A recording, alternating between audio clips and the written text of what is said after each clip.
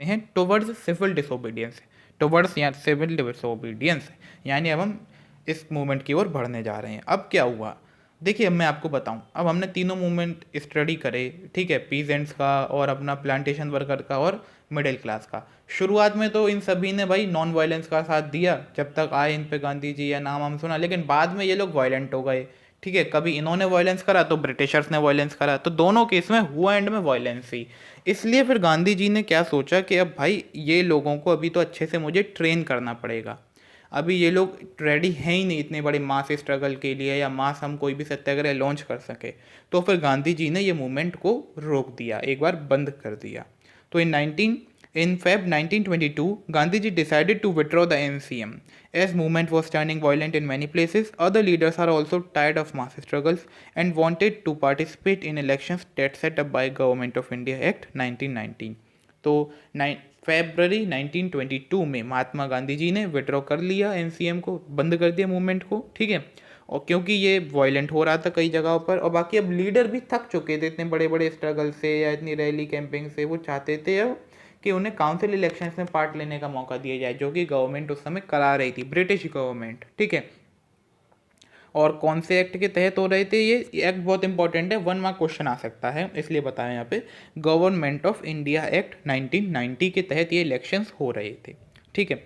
They think it is important, मैंने यहाँ पे शॉर्ट में लिखा है important, to oppose British policies within councils, argue for reform and also demonstrate that these councils are not democratic.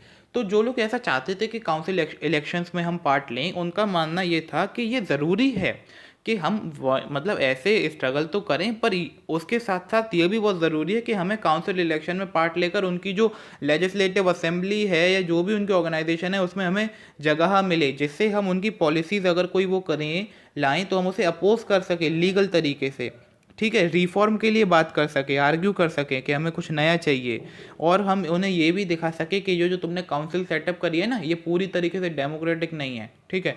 तो ये सब दिखाने के लिए वो कुछ लीडर्स ऐसा भी चाहते थे कि अब हमें काउंसिल पॉलिटिक्स की तरफ लौट जाना चाहिए। अब C.R. Das, Motilal Nehru formed Swaraj party within Congress to argue for return to politics, but radicals like Subhash Chandra Bose, Nehru ji want full independence. तो जो C.R. दास थे और मोतीलाल नेहरू जी थे, उन्होंने कांग्रेस के अंदर ही एक और पार्टी बना ली, स्वराज पार्टी।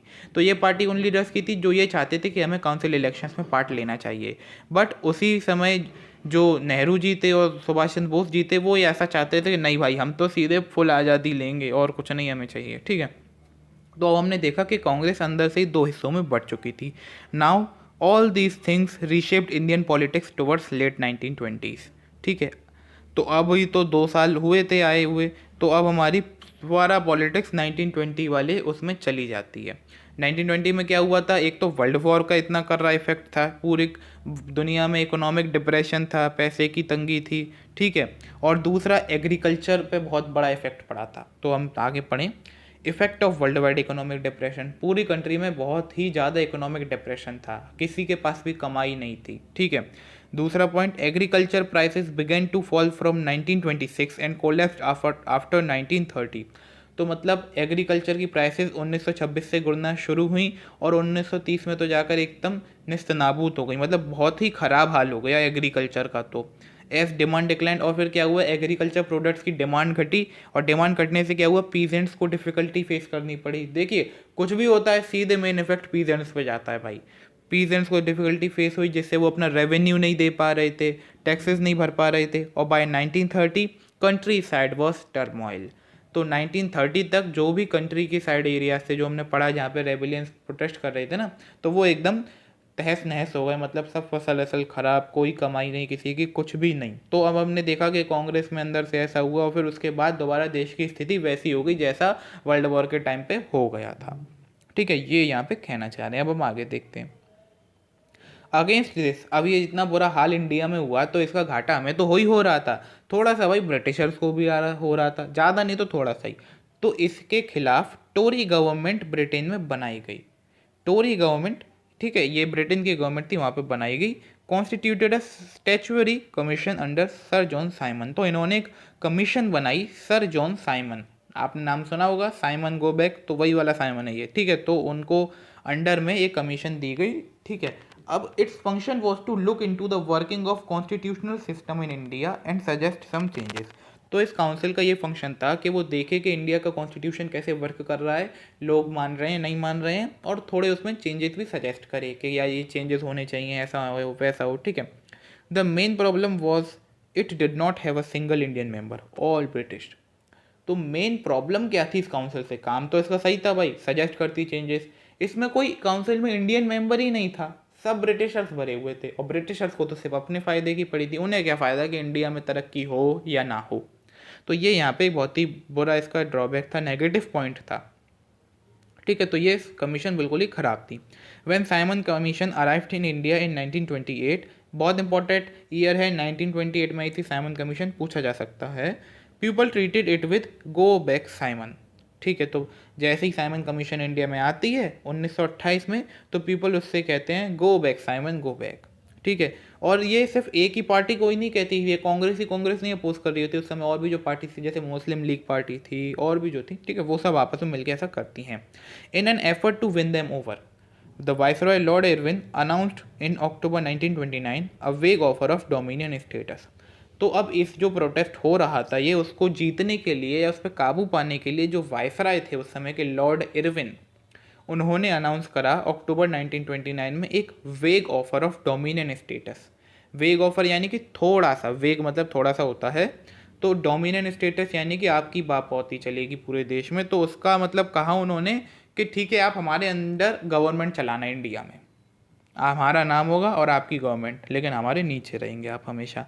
तो ये उन्होंने एक वेग ऑफर, थोड़ा सा ऑफर दिया उन्हें, और एक राउंड टेबल कॉन्फ्रेंस में पार्ट लेने का मौका भी दिया। उस समय होती थी, ठीक है, एक प्रकार की कॉन्फ्रेंस ही है जिसमें वो क्या करते, जिसमें वो फ्यूचर कॉन्स्टिट्यूशन को डिस्कस करते कि आगे हमें देश का कॉन्स्टिट्यूशन कैसा बनाना चाहिए, ठीक है। अब एक तो झूठी मतलब बापौती दे रहे हैं कि ठीक है लेकिन तुम हमारे नाम के नीचे काम करना, तो ये कोई अच्छी बात थोड़ी ना है।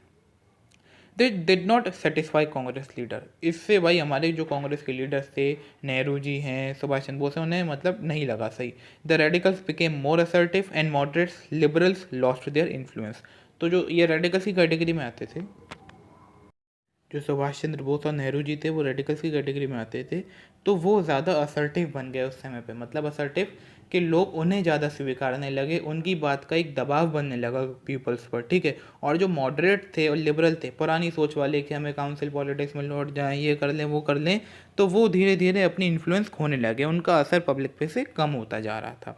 इन December 1920 Lahore Congress form the demand of Purna Swaraj under presidency of Nehru ji. तो दिसंबर 1929 में लाहौर जो होता है कांग्रेस का सेशन वहाँ पे, तो वहाँ पर डिमांड होती है पूर्ण स्वराज की, पूर्ण यानी फुल, स्वराज यानी इंडिपेंडेंस, तो फुल फ्रीडम की डिमांड होती है वहाँ पर under the presidency of Nehru ji, ठीक है। तो वहाँ पर डिमांड उठ जाती है, और it was declared date 26 January was celebrated as independence day. तो फिर उसी समय ये भी डिक्लेयर कर दिया गया कि अब हम 26 जनवरी को इंडिपेंडेंस डे की तरह बनाएंगे, जिस दिन people take a pledge to struggle for complete independence. तो जिस दिन पीपल्स प्लेज खाएंगे, शपथ लेंगे कि अब हमें भारत को आज़ाद कराना है, ठीक है। तो ऐसा उधर कांग्रेस सेशन में ऐसा कुछ हुआ, but it attracted very little attention, मतलब ये इसको बहुत ही कम अटेंशन मिली लोगों की, कुछ ज़्यादा इसको वो नहीं मिला, ये ज़्यादा फेमस नहीं हुई बात, ठीक है। So Gandhi ji had to find a way to relate this to more concrete issues of life. अब गांधी जी को एक रास्ता ढूंढना था जिससे वो ये जो फ्रीडम का आइडिया है इसे लोगों के लिए नेसेसरी बना दे।